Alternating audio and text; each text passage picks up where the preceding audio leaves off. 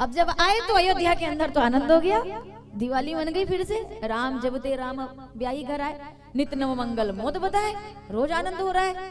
तीनों माता इंतजार कर रही है, बेटे बहू आने वाले हैं, बेटे बहू आने वाले हैं। सोचो माताओं कितनी खुशी होती है एक सास को जब बहू घर आती है।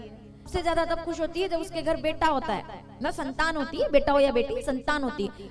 लेकिन उससे भी ज्यादा वो तब खुश होती है जब उनके घर में बहू आती है। ये बहू आने वाली है, हमारी बहू आएगी। कितनी आंखों में चमक रहती है, बहू आएगी। कितना इंतजार करती है, बहू आएगी। बहू आएगी तो क्या करेगी?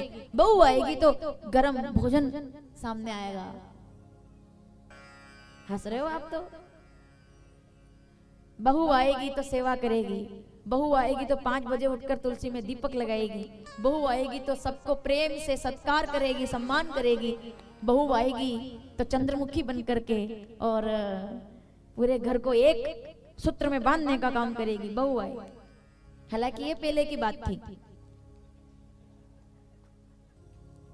अभी थोड़ा सा गड़बड़े मामला। पहले चंद्रमुखी आती थी, अभी भी आती है, ऐसा नहीं। यहाँ तो सब चंद्रमुखी बैठी है। हालांकि मेरे 2 दिन और बाकी है इधर अभी, और निकलती भी इधर से ही हूं मैं, तो मैं ये नहीं कह सकती कि यहाँ सब चंद्रमुखी है, ये तो है। लेकिन पहले चंद्रमुखी वास्तव में होती थी। चंद्रमुखी मतलब कौन?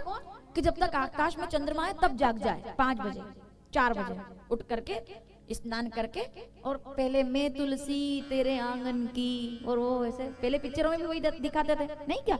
नदिया के पार बहू आई है। देखिए आपने नदिया के पार, क्या गजब की मूवी है। मतलब पूरी मूवी का बजट होगा 1-1.5 लाख रुपए का। क्या था उस समय? एक कच्चे से मकान में शूटिंग हो गई पूरी। कौन दिशा में,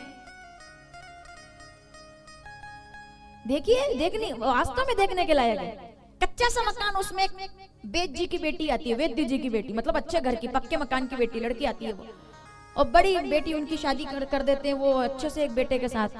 फिर वो उस घर को संभालती है जिसमें कोई नारी नहीं थी, मतलब सास नहीं थी, कोई एक भी लेडीज उसके अंदर, उस घर के अंदर, महिला उस घर के अंदर नहीं थी। और तब वो आती है, पूरे घर को जमाती है, रसोई को जमाती है, और फिर सुबह सुबह हलवा बना करके, और जो बड़े ससुर होते हैं, बड़े पापा, वो उनको हलवा खिलाती है, और जो देवर होता है उसको बेटे के समान दुलार करती है। वो क्या था? वो एक परसेप्शन था कि भाई बहू ऐसी होती है ना, ऐसा दिखाया गया कि बहू ऐसी होती है। उसको चंद्रमुखी कहते हैं। जब 5 बजे उठे और तुलसी में दीपक लगाया, फिर उसके बाद आने लगी सूरजमुखी। अरे सुनो, सूरजमुखी का मतलब क्या है? जो 8 बजे उठे, और वो भी एहसान करते करते 8 बज गए, और सासू माँ जब तक 10-15 बार बर्तन ना पटक दे तब तक वो उठे ही ना, क्योंकि सासू माँ को तो आदत है जल्दी उठने की, तो उठे ही ना तब तक, जब तक वो सासू माँ पूरे घर का झाड़ू लगा। मैं सही बोल रही हूँ? ऐसे है आज भी घर।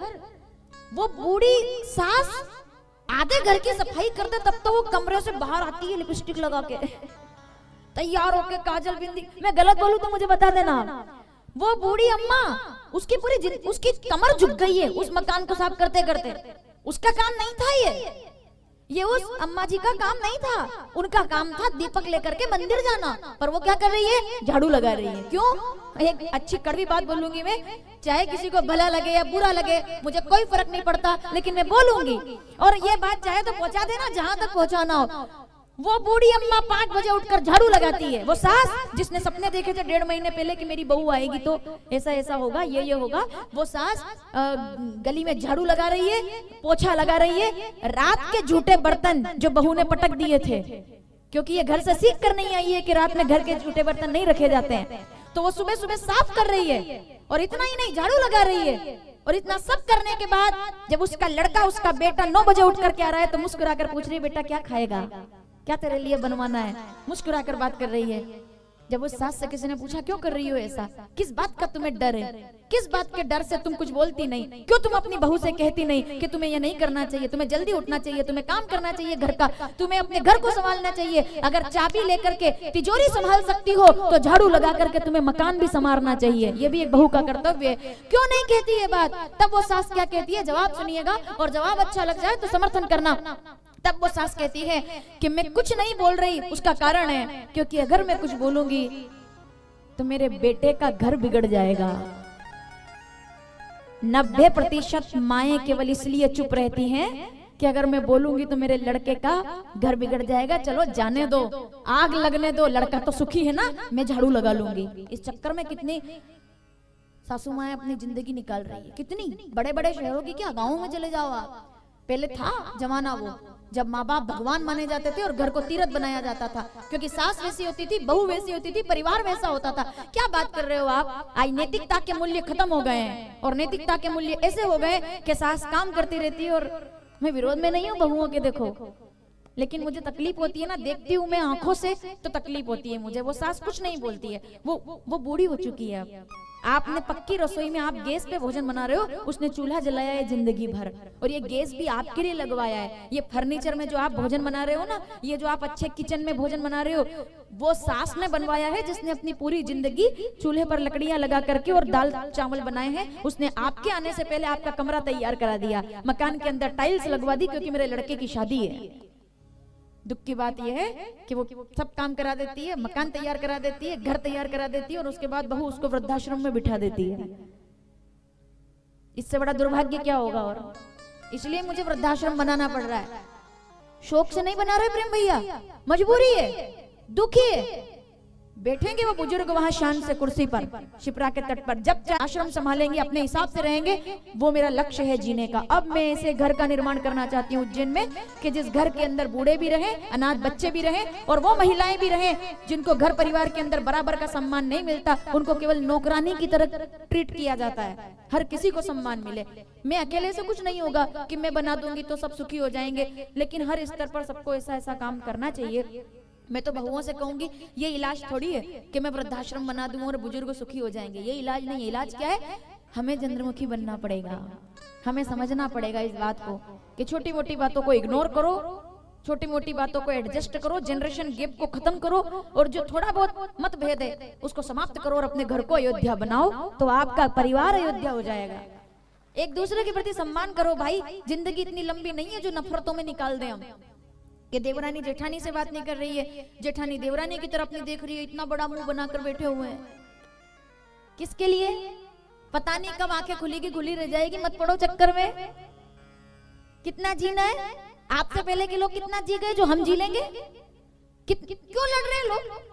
जमीन के टुकड़े के लिए लड़ रहे हैं, मकान के हिस्से के, एक कमरे के लिए लड़ रहे हैं। कमरे के लिए बताओ आप, है ना? किसके लिए लड़ रहे हैं? खेत के इतने से हिस्से के लिए लड़ रहे हैं, जमीन के टुकड़े के लिए लड़ रहे हैं। क्यों लड़ रहे हैं साहब? आखिर में तो जमीन का वो टुकड़ा भी नहीं काम आएगा कि छोटा सा तू कितने बड़े अरमान तेरे, मिट्टी का तू सोने के सब सामान तेरे। ये मिट्टी की काया जब मिट्टी में मिल जाएगी तो ना सोना काम आएगा ना चांदी काम आएगी। कितने भी ठाट बाट से जी लो, आखिर में तो वो एक लोटे में समा जाना है बस। इतने से कितनी जमीन चाहिए? एक लोटा बस, उसमें समाना है ना, इसके आगे है कुछ? अरे एक अच्छा सा शेर है, मुझे देखो कभी कभी याद आता है कि एक दिन हम शहर से निकले तो दिल में कई अरमान थे।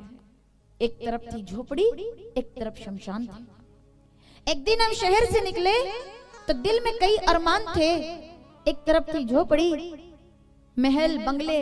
उसे देख करके मेरे मन ने कहा कि देखो एक दिन ऐसा मेरा भी होगा, है ना?